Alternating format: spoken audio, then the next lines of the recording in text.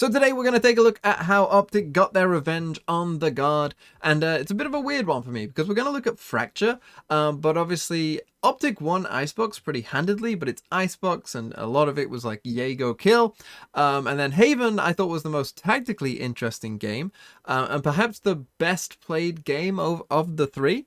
But the Guard won pretty easily, so it would have been weird to make a video on that about how Optic got their revenge. And so that leaves us with Fracture, which I thought was overall a very scrappy, not great map.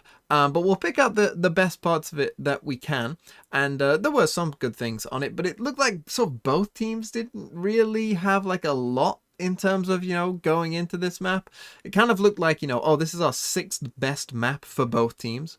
And that's kind of, how it went. But we do have some interesting things to talk about, and we'll talk about the Guard's comp as well at one point as we move this forward. And if you're wondering, by the way, about PaperX DRX, I will 100% make a video on it. I've talked about how there's a 3-day gap in the tournament, so in those days, that will definitely be one of the games that I will talk about, because we do need to get back to that game because it was interesting. But I did also want to focus on this because it was a very close, tight-fought series with some nice storylines in it.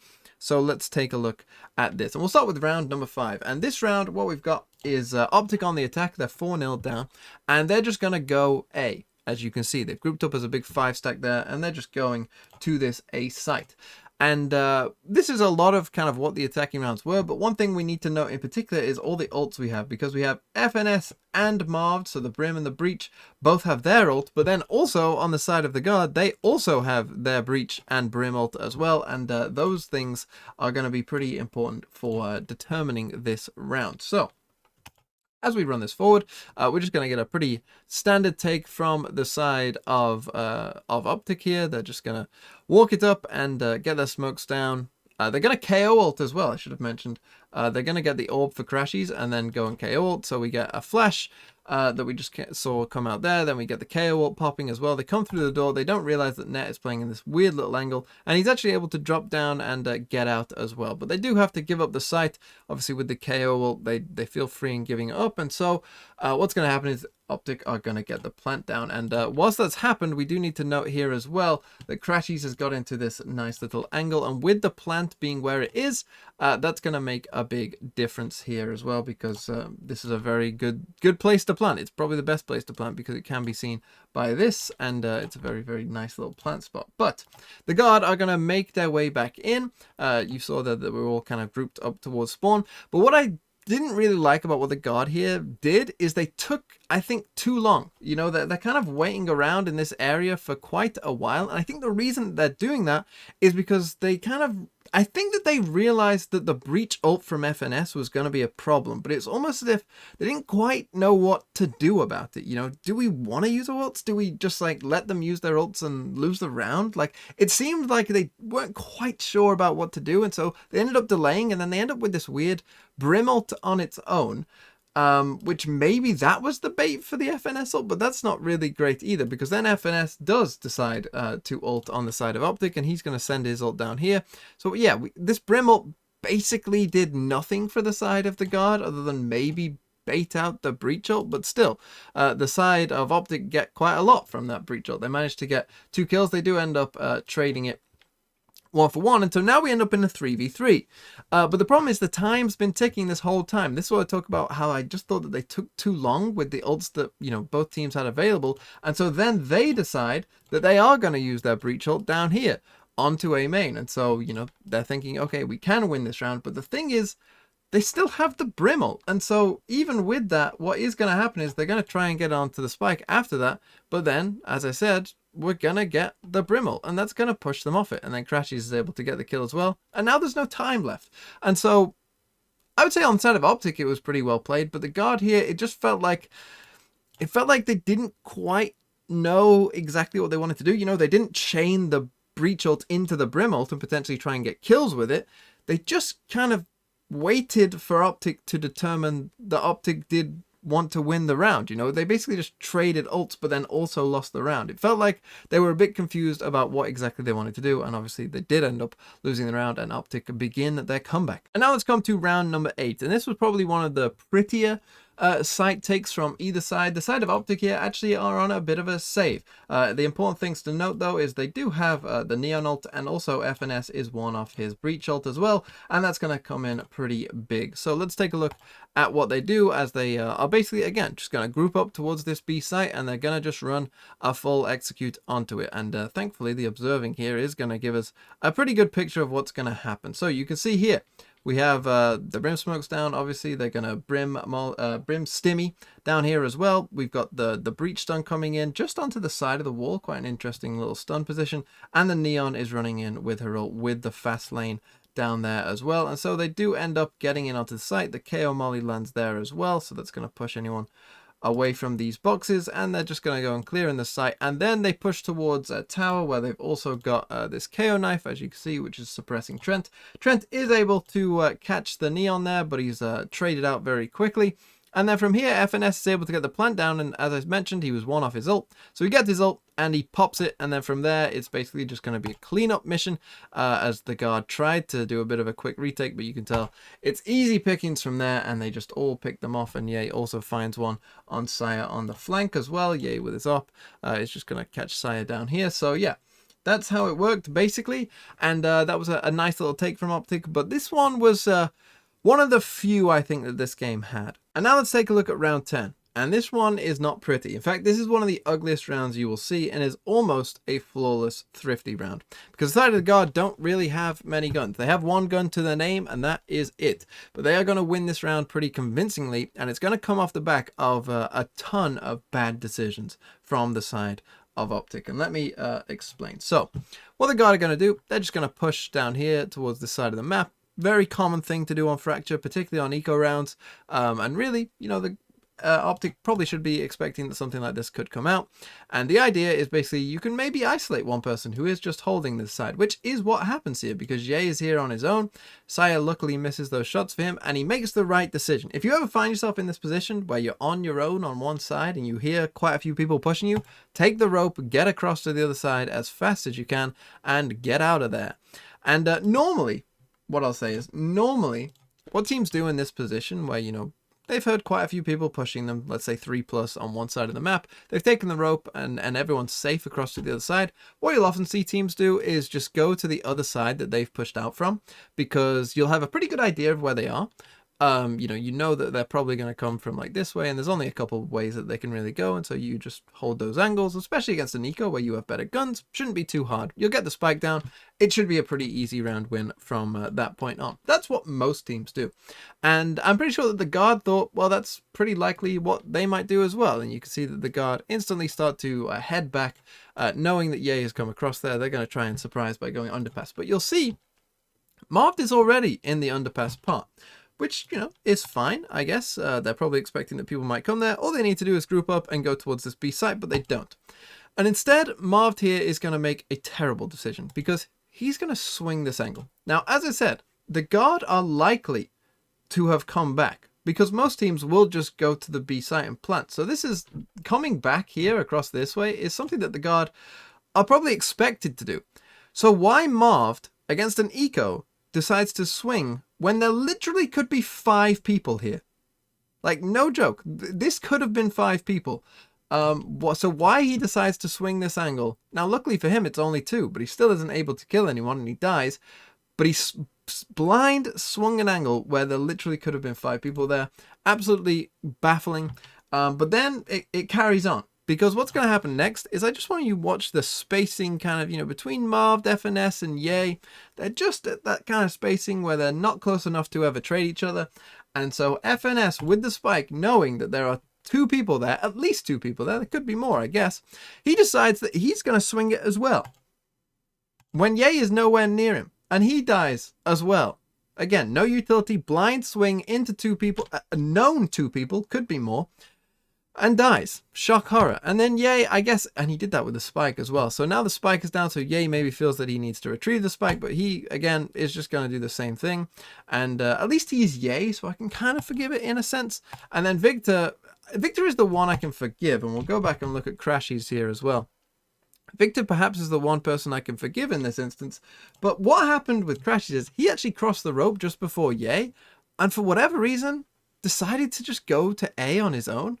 I really don't understand the thought process here, because when you get a round like this and someone has pushed you, I would call this a chaotic round at that point, where things are going to happen fast. You know, things are kind of weird. It's not a normal round anymore, and you don't know what's going to happen. Okay, like, this is a chaotic round from this moment on.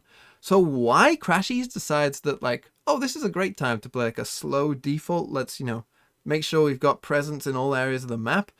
I don't know, but he does. In this instance, he should just go with the team, you know, and they should just be running to B, as I said. He decides instead he wants to go A.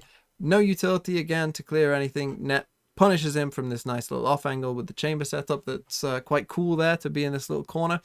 And punishes him, and rightfully so. As I said, Victor will be the one that I can forgive, because if we run it back to the start when Ye is crossing the rope, Victor was already in this dish position, so he's kind of trapped because he doesn't know what's on A, and you know, he doesn't know if there is anyone towards this A site or whatever, and you know, he doesn't know if people are going to fully push him or not, and he obviously can't make it back to the rope. So he's the one I can forgive, but everyone else, this was a truly terrible round, and I'm telling you this with the hope that you learn from it, that you don't make these mistakes, that if someone pushes you on that side, you take that rope, you go as a team, and you push to the side that, you know, the opposite side of where they just pushed you, and then you should be good for winning the round. Don't do what Optic did in this scenario, and you should win rounds. And now let's come to the guards attacking side. And first thing we need to really talk about is their team comp, because I don't think it really makes that much sense, because they went for the Jet over the Raze, and they went for the Chamber over the Cypher. Now both are, I guess, okay. You could make arguments that Cypher popped off and he feels comfortable on Jet, and that's fine, and all of that, and you can make good arguments for that, and that's fine. The thing is, if you're playing the Jet and you're playing the Chamber on this map, to me, what that says is they're basically going to say, we're just going to out-frag you. You know, the Jet and the Chamber, you know, aren't going to give too much else other than we're going to out-frag you on this map. And the problem with that is I don't really then understand why Jonah P is here on Viper for a couple of reasons. One, Jonah P didn't look that comfortable on Viper. I'll show you a clip in a round's time of Jonah P not really looking that comfortable on the Viper. And it doesn't really make sense with this kind of, we're going for this frag heavy style, but then you have a Viper. Like, you could really make this anything else, right? Like, you could make it a Sage if you wanted to. You could make it even a KO like they have on the side of Optic as well. There would be a lot of other better picks, and I'm sure other agents that Jonah P probably feels more comfortable on as well. So I didn't really understand their comp, but one of the big problems with their comp is they have no information gathering whatsoever. This is just another reason why a Raze instead of this Jet, you know, you have a boom bot. It can clear some angles for you. Or a Cypher instead of this Chamber. On the attacking side, you know, you can put down a camera and check if an angle is clear or not. You know, you can use little cages and stuff to get through angles and whatnot that you otherwise couldn't. And so it punished them. It really did punish them on their attacking side, and that is why, you know, they only won 3 attacking rounds on this map, and 2 of them with a pistol and the bonus. So it really didn't go well for them. And I think in particular, FNS, I think, caught onto that. And this is a good round to show, I think, that he did catch onto what the guard kind of had to do, because they pretty much did this the entire round. They group up as a 4 or a 5. They pick a site, and they have to go to that site. Because if they go to A, get stopped, and try to come back to B, they don't know where anyone is, and there's no way for them. They have no utility that is going to be able to clear any angles for them or anything like that. So they have to commit to whatever site they're going to, pretty much, which is obviously a very restrictive way of playing the map. And the thing is as well, I know there's a lot of Chamber NA fanboys. I know this is an NA game, so there'll be a lot of you who love Chamber. One of the big problems that he has on this map is that where you put these traps down as well, if you're going to A, you can see where these traps are, it's fine. But if they went to A, got stopped, and come back to B, these traps are very much in the open and can be very easily called out and smoked off, and aren't that useful. And in fact, it happened to Optic multiple times where Saya was able to use the jet smokes on these chamber traps after they had changed sides and punish them for it. Like, it happened multiple times, and it is a big problem with some of these chamber traps that you often will get punished for picking chamber in a round in a game, something like that, often a couple of kills will come off the back of if you want to change side, you know, you're going to get punished for it. And so that's just another reason why the guard cannot change side. They have to go to where they initially go to. And as I mentioned, FNS in particular, I think realized this, and this is a good round to show it, because as this hit is going to come into the A site and they aren't going to be able to move, they stun Victor off that angle. But here's FNS and he's going to get flashed, okay? And then he's going to back off whilst he's getting flashed. But now we also get the Brim ult on the site, but he has his breach ult. This is a weird spot to breach ult, because in a normal game against perhaps a more normal comp, this wouldn't be possible, because what if it's a fake? You know, and you're just going to breach ult this and you're going to hit like maybe one person and they're going to go behind the door and be fine. But FNS knows they can't turn back. So they are coming at me. I'm 100% sure they are. And so he knows that this breach ult will find good value because of that. And so he is going to use the breach ult and he's going to find the first kill on Sire because of that, because there goes Sire. He dies from that breach ult there. But then what I love what FNS does here is he knows that if he's caught anyone else with that breach ult on that side, they're going to be delayed. They're not going to come out swinging straight away. So what he does is he repositions to focus on the players on A main. You'll see it here. Actually, you'll see it here. Here he goes. Right, he's going to go back to underneath a site here, just tucked in this corner, so that he can just focus on these, because he knows that any players here will be a bit delayed in terms of coming back into the fight. So he's going to focus on these players instead, and he's going to get rewarded with it for one kill. And then now he knows that probably the time has come that, you know, now they'll probably not be stunned and be swinging, and then he manages to get the second kill as well. Now, another problem that they had with this particular comp was Net. Net was always really late to every fight. And it's not his fault that he was, because, as I mentioned, because he's playing this chamber, lurking chamber doesn't really work on Fracture, because it's not that you can push up to an angle and catch someone rotating through mid, because the defenders can just rotate through the middle of the map and you're never going to catch them out. So it doesn't really work on this map either. And you're always going to be late, because Net has to come down here, but he has to clear it all just walking through it, right? He has to just literally manually clear every single angle himself, and there's no way he can push up. This is just another reason why I think a Cypher would have made a lot more sense for them in this instance, because with a Cypher, you can cage something off and you can really go. Or you can camera something and quickly check angles. You know, if no one shoots the camera, you can be pretty confident that there's no one there. And you can be much quicker in joining the attack. But Net was always late to these because he had to just clear every angle himself, dry peeking it, which is not an easy task to do. And when his team was sort of forced to go this fast pace, he couldn't ever keep up with it, and it was a big, big problem for them. And so that's exactly what happens here, where, you know, Jonah P is able to get one, but Net joins the fight when it's a 2v4, and he's too late, and he ends up dying, and they end up losing the round. And now let's come to round 21. And what's happened so far is Ye has found the first kill on Net here with his ult, and as you can see, again, we've got these four players grouped up. They're just going to go for a B push, and what we're going to get is, you know, a fairly standard push, but they're also going to Viper ult here. This is a very weird Viper ult, and it's not going to go great for them, as they can't get tower control really easily either, and so they're in a bit of trouble. Now, Sire does end up going massive. He finds 2 kills, and okay, 4v3, you know, you got a Viper ult down, sort of on site, and so you should be good. And Sire does expect that there might be a flank here, but he isn't able to find the kill. Here's the problem, though, that we're about to see with this Viper ult, because basically all it does is kind of separate Jonah P from his teammates. You can see there's 2 people on this side of this Viper ult already, and that's not a good position to be in. And you're going to see as we run this forward even further, the Jonah P is scared. He's just super, super scared that, you know, this Viper ult, they can come in from a lot of different positions. You know, they could even come behind him, so he probably has to be a bit worried about that, and he just doesn't know what to do. And so he kind of ends up just sitting in it, and you're going to see as we run this forward, he sits in it for so long, the Victor's able to just like walk in and out, and then FNS is just able to walk out just because there's one Brim smoke here. He plays super, super, super passive, which is what I mentioned. And then what happens is Optic decide, well, okay, we'll go and kill the players on the site then. And so they end up fighting a 3v2 here and then a 3v1 because Jonah P's so late to the party, and they end up killing them all. And eventually Jonah P just has to jump out of his own ult straight into FNS. And yeah, it was just too passive. And again, I think it just showed that Jonah P, you know, he doesn't normally play Viper, or he doesn't play Viper a lot, and he just seemed a bit awkward in that scenario. And this Viper ult, I don't know if this is the best Viper ult they could have done. You know, I always think that a Viper ult where you can put your back up against a wall so you don't have to be worried about everyone coming in at a bunch of different angles. You know, had they just got, you know, had they focused on tower and maybe get Jonah P into this area and just ult the site, at least then he can put his back against the wall and, you know, not be worried about certain angles.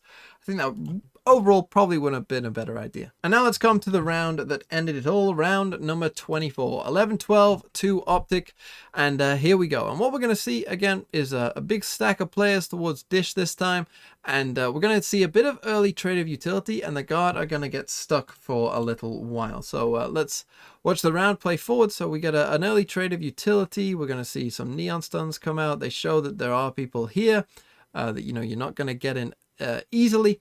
And they get flashed as well by the breach. And so they decide, okay, we're going to wait then. You know, we're just going to give it some time. But as I said, they can't really go anywhere else because they don't know what's going on, you know, at any other point in the map. And they don't have any way of clearing those angles either. So they literally just have to wait and hope. But here's the thing. They also don't know how many people are actually in Dish. So what's going to happen is they're going to just walk up into Dish and Marv's going to get a free one there.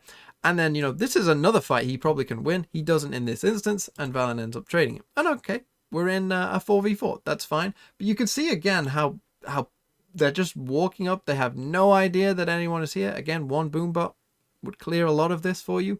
But they just have to slowly, like, peek through every single angle. Just, again, another problem with their team comp as a whole. And then Net hasn't moved. And here is the other problem again with Net on the chamber is he's again going to be late to this party. And it's not his fault because there's nothing he can do. Because this execute is about to come in. Obviously they don't have the jet. So Jonah P tries to play the entry Viper.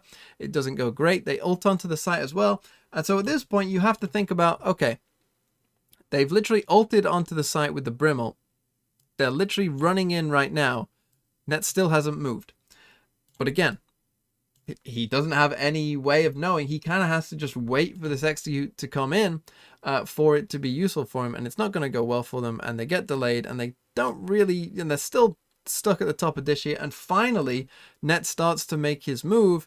But the thing is, he still has to like slowly clear every angle and make sure no one's there. And whilst all this is going on, Trent's already dead. And then eventually he decides, oh God, I'm way too late to this party. So he decides to run in. They hear him. FNS pings it, as you can hear. The chamber trap also goes off and slows him. And whilst Valen is able to get Ye pushing through a smoke, ultimately he leaves Valen in a 1v2 and they lose the round. And again, it was just part of the problem of their comp. You know, they weren't able to clear any angles, which left them, you know, not being able to really punish or go anywhere else once they decided where they were going to go. And because they went for the chamber over the Cypher, it meant that Net couldn't really help join in on any of the attacks either. And that is why their attack side probably looks so blunt. But overall, Optic did well enough to punish them on that. And they themselves, you know, did just enough on the attacking side to be able to win this map.